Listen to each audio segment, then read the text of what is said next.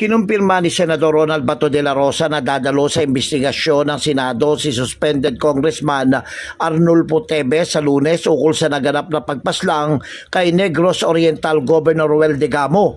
Ayon kay de la Rosa, ang chairman ng Senate Committee on Public Order and Dangerous Drugs na mangunguna sa investigasyon na harap si Teves sa pagdinig virtually. Kinumpirma ng senador na ang sekretary ni Congressman Teves ang nagpaabot ng mensahe sa kanyang komite na lalok ito sa investigasyon. Iginiti de la Rosa hindi niya alam kung ano yung motivation ni Teves sa desisyon nito na makipagtulungan sa pagdinig ng Senado.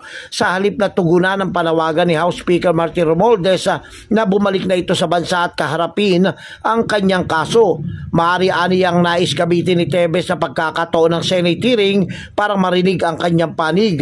Aniya magandang senyalis ang kooperasyon ni Teves sa naturang pagdinig dahil mahalagang makuha ang panig niya sa issue.